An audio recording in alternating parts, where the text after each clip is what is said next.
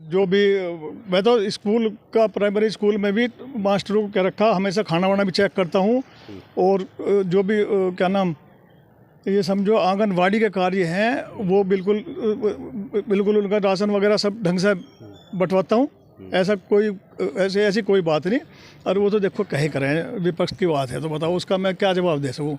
प्रधानमंत्री आवास योजना के तहत कितने मकान आपने बनवाए हैं और कितने लोग वंचित रह गए? क्योंकि वंचित का बड़ा आरोप आप पर लगा रहे हैं कि प्रधानमंत्री आवास योजना के तहत एक भी मकान पात्र लोगों को नहीं मिल पाया है। हमारे गांव में केवल 2 मकान है इस मेरी योजना में, और दोनों मकान मैंने बनवाए कि केवल 2 मकान जो जिनके कच्चे मकान थे वही 2 पास हुए थे। और पूरे ब्लॉक में हर गांव में जहां कच्चे मकान थे वही बड़े हैं। 1-1, 2-2 ही मकान हर गांव में बने, इससे फालतू बने नहीं। अब वो तो जो है आरोप लगा रहा है 60 मकान आए थे या 60 मकान वापस कर दिए प्रधान ने, तो उस चीज़ का मैं क्या जवाब दे सकूँ? शिकायत कर सकता तो मैंने एक सवाल ये भी पूछा था कि उनके पापा जो है प्रत्याशी हैं गांव के, आगामी जो पंचायत चुनाव होने वाला है, और कोई भी आम आदमी उनसे आरटीआई के माध्यम से जो हम विकास कार्य कराएंगे, वो शिकायत करता है कहना है जो हम विकास कार्य कराएंगे उनमें कोई भी आरटीआई के जरिए हमसे विकास कार्यों की चीज़ें पूछ सकता है कि हमने कहाँ कहाँ विकास किया। क्यों प्रधान जी आखिरकार विकास कार्यों को जनता के सामने अब नहीं बता पा रहे हैं?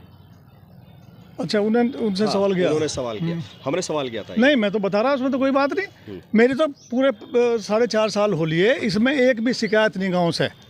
अब जो सामने प्रत्याशी आया तो इसलिए शिकायत कर रहा। अब ये सब झूठी शिकायत है। मैं तो पूरा विकास करा गांव में, प्रमुख से भी बनने काम कराए, नहीं इससे पहले प्रमुख से कोई काम नहीं कराया। गांव का एक बहुत बड़ा पुल जो है जो इतना जर्जर हो गया था, वो 4 लाख रुपए में करीब एस्टीमेट बना था उसका, वो प्रमुख ने करवाया। और अपने गांव के शमशान में कच्चा रास्ता था बिल्कुल, जो वहाँ जाने में अर्थी जाती उसमें भी परेशानी रहती लोगों को। आप देख आओ, वो मैंने शमशान में प्रमुख से कह के कुसामंद करके प्रमुख साहब ने वो काम करवाया। और प्रमुख साहब ने ही नाला बनवाया हमारे गांव में, जो है हरिजन बस्ती में जो नाला बना, आप देख आओ इतना सुंदर हो गया, वहाँ चौड़ीकरण हो गया बढ़िया। मैंने उस पर अपने निधि से इंटरलॉक लगवा दिया। तो साफ तौर पर माहौल तैयार किया जा रहा है पंचायत चुनाव को लेकर, लगता है आपको? नहीं, वो तो जनता की बात है। जनता कह रही मुझे, चलो मैं तैयार हो गया भाई, कोई बात नहीं तो मेरा तो ऐसा मन था नहीं।